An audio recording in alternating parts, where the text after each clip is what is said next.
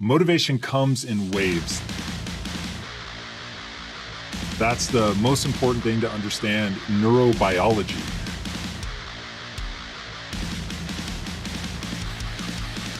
Motivation is a very complicated cocktail of beliefs, of excitement, thinking about what you're going to achieve. It is how your calorie count is, how much sleep you've gotten. A big part of motivation is always about actually wanting that thing at the end of the rainbow.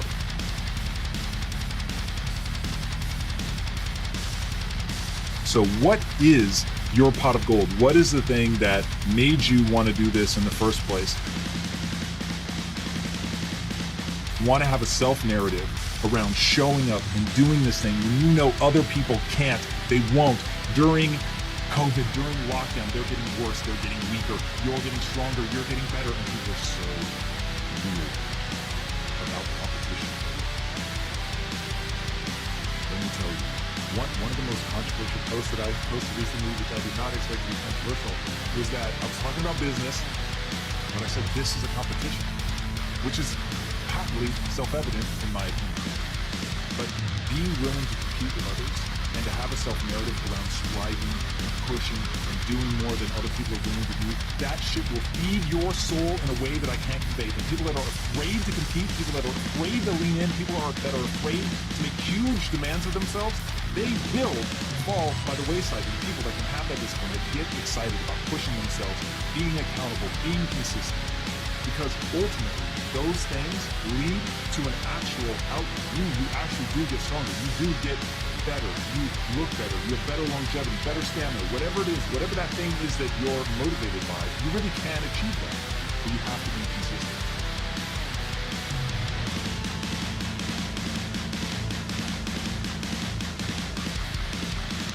Here's the reality about greatness.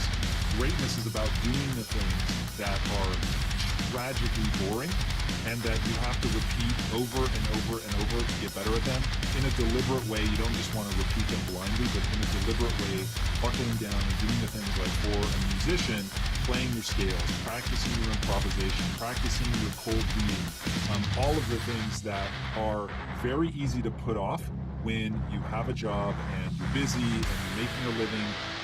It's kind of like typing. What they find is most people sort of, their typing rate, if I remember right, it's like 65 to 70 words per minute is where most people tap out. But I think the record is somewhere around 250 correct words per minute. So if the average person is tapping out around 65, but the delta is all the way between 65 and 250, you begin to see like how far you can really push yourself. But people get to a level that they deem acceptable, and they just sort of stop there. But right now is that chance to embrace a level of boredom that most people are not willing to push through in order to get to greatness.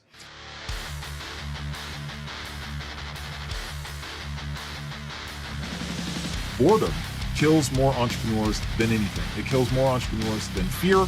Most people, they just can't slog through sucking at something and sitting in the discomfort that you get from doing the things that you're not good at long enough to get good at even those things so that you can truly go out and create art. Because I don't think you can create real art until you've mastered the basics to the point where, as Bruce Lee said, you don't think kick, you just kick. And I love that quote. And there's another Bruce Lee idea, which is, I don't fear the man who knows 10,000 kicks. I don't fear the man that does 10,000 kicks one time. I fear the man that does one kick 10,000 times. And that is this moment. And if you can take this downtime and let go of how good it feels to perform, I have to imagine a big part of the reason you got into this and that you did all of the work when you were younger to get good is because you love performing so much.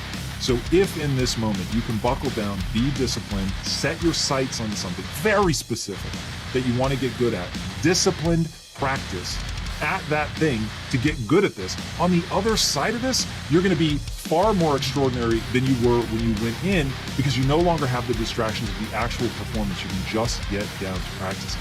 So flip that switch in your mind and think all about coming out the other side of this, a beast, an absolute monster, better than you went in. And if you can tell yourself that story, I'm committed to this, I'm willing to do these things that other people aren't willing to do, and put into practice and understand as you're going through that unimaginable boredom, that on the other side of this is a skill set that has utility, then this becomes an extraordinary time.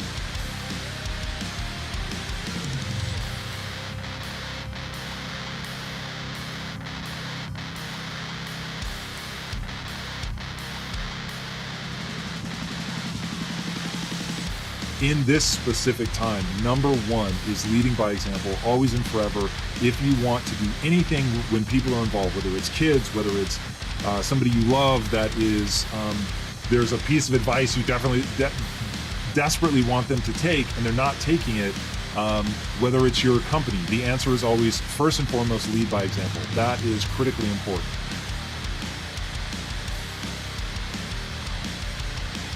You want to be hopeful. You want to be optimistic. You want to show them through your behaviors and your actions time and time again with an inhuman level of consistency exactly how to face adversity. Now, you don't want to bullshit. You don't want to lie. So you want to make sure that you're doing the work to make sure that you're keeping yourself hopeful and optimistic.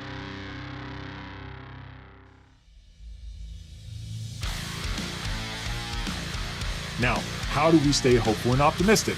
We have to have certain beliefs in place and we have to have certain rules in place. So first of all, as it comes to rules, I know that I always need to be moving forward. I can't ever be afraid to make a decision, but I would rather be running 1,000 miles an hour in the wrong direction than standing still.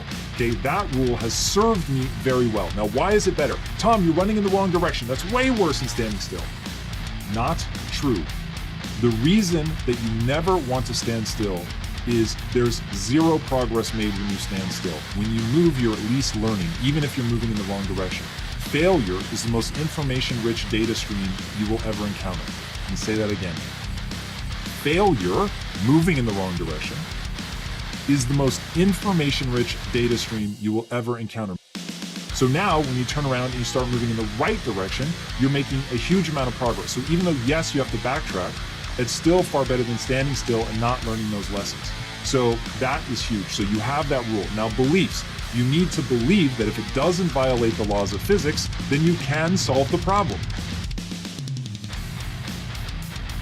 What happens is most people stay in this frame of mind where all they can see are the problems. And right now, there is an avalanche of problems. It is so easy to get mired in the problems.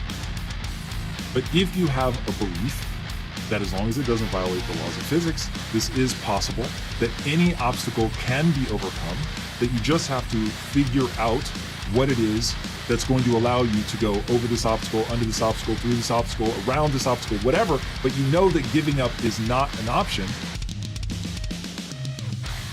Now it's like, cool, hey, even if I fail, even if I mess up, I'm gonna learn. So there's some hope, there's some optimism, right? You can meet your team with a truism, something that you actually believe. You can use Jocko Willink's language, which he says anytime something goes wrong, his only response is good. The enemy is bearing down on us. Good. We don't have enough equipment. Good. And because he meets it with that, he stays in a solution-oriented mindset. Now, you always want to be in a solution-oriented mindset. When all you're doing is focusing on the problems, and the most sinister thing about excuses is how valid they are. So I get it. You have every excuse in the book for things to fail, to not be optimistic, to not be hopeful. I get it. And it's all real. We are going through the most devastating time for business ever. And how do I respond to that? Good. Because I know in this, there's going to be a solution and I'm going to figure it out where a lot of people are going to break because they're not going to be able to get their head in the right place. So my team can see that I'm hopeful, I'm optimistic because I have that belief, because I have the rule to be moving forward, to figure this out, to not be afraid to fail. And they see me with that like almost naive optimism, always moving forward, but they also see me learning from my mistakes, reorienting and moving forward again. If you can do that, you're actually going to get results, and nothing is more hopeful than results.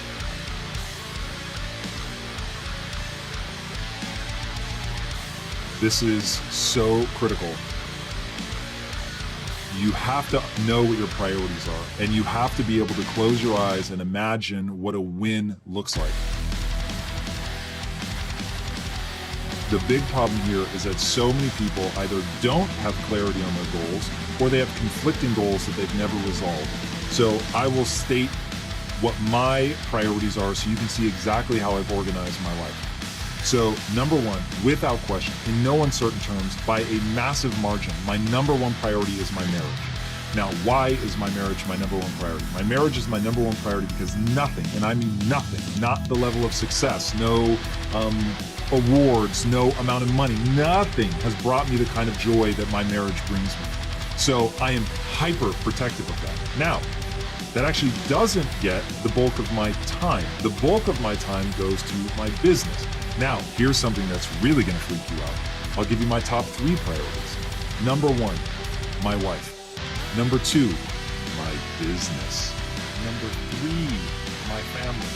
Now, that is fucking hard for people to hear, but that's the truth. Now, that doesn't mean that I don't love my family. It doesn't mean that I don't give them time and energy, but it does mean that the reality is that I have many times sacrificed something that I wanted to do with my family for my business. And being able to say that out loud, letting them know, making sure they feel to the core of their being how much I love them, because that is not a statement on how much I love them. That's a statement of closing my eyes and imagining a win. What does my life look like? My life looks like I have this marriage that's fucking awesome and it feeds me emotionally. I have this business where I get to express myself. I get to learn and grow. And so my business is the way that I manifest potential. To me, turning my potential into actual usable skills, it needs an outlet. That outlet for me is my business. So you could say it's not really about my business, it's about the pursuit of greatness. It's about me wanting to go all in on my own life and express myself through the vehicle of business. But that shit means something to me. And I told my wife, you can ask me to give up anything to do, anything, except ambition. Don't ever ask me to give up ambition, because I value that in myself. I value myself, my willingness to sincerely pursue greatness. Okay? So now you have to have that clarity on what your tops are. And you can't have 2 competing number ones.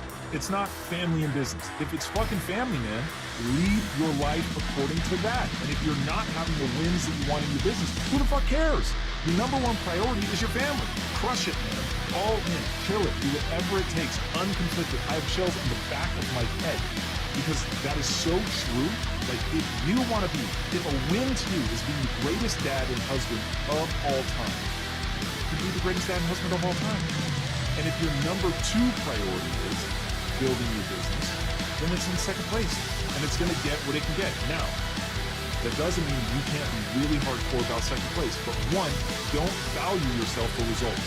I will tell you right now, all the wins in business that you're ever going to get, all the money in the world, it's powerful, it's amazing, and you love taking care of your family. But even that was a reorientation back to your true number 1, if I had to guess, which is your family. So be focused on that, right? This is really about my family. If the business isn't working out, if it's not going the way that you want, look, it's going to be lame, it's going to suck, but you're going to have to alter your mind and remind yourself, my number 1 priority is my family. And what I value myself for on the business side is not accomplishment. It is not success. So decide what your priorities are. Don't flinch. Don't be conflicted. Don't try to have my business is as important as my family. And really, don't value yourself for accomplishment. It's all about sincere pursuit, okay? You cannot guarantee the success. You can guarantee the struggle. So you need to extract value from knowing that you left it all out. There is a great quote, I'm definitely paraphrasing, from Jim Carrey, and he said, until you have been in a position where people tell you that your whole career hinges on this moment, there are people watching you right now, and if you impress them, it's going to be good forever, man. It's going to make you, but if you mess it up, you're never going to get a chance like this again. He said, until you've been in that position 5 times and screwed it up every one of those times, you haven't even begun. If you're really showing up, if you're giving it your all, and you're trying to do your best, and you end up messing up, and you even get fired or something like that, and I promise you, the grand scheme of things, it won't matter. What will matter is what do you learn? You actually get better from it. So if you go in and fail, but you're learning and growing and applying that, even if you get fired, you're going to be able to leverage that learning. Do it because you want to be great. Do it because you want to get good at this thing. And you just so happen to work here at this moment. You're just trying to be amazing. And when you've got people that are going hard like that for their own reasons, they want to get good. They're not afraid to try something. They're not afraid to fail because they know they're going to learn. They're going to ask. They're going to push. They're going to be great teammates. They're going to be hopeful and optimistic. They're going to be fun to be around because they're trying to get good. And they know that failure is part of that process. So they're not weighed down by it. They're not fretting over every little thing. They just get in there and throw some punches. And they see like what works, what doesn't. They're always getting better. That die-hard mentality, I love that shit so much. But ultimately, it's up to you. It's not about gimmicks. It's about what are you repeating in your head? What are you allowing yourself to believe? What are you focusing on? What's your identity? Getting that in your head, that becomes the critical part so that you're staying optimistic, you're staying hopeful, you're moving, you're going 1,000 miles an hour in some direction so that you can learn. You're practicing, you're meditating, you're keeping your mind in the right place. You're focused on one move, another move, which is that it doesn't violate the laws of physics as possible. And you're getting yourself excited about what you can achieve. If you get that cocktail right, there really is precious little thing.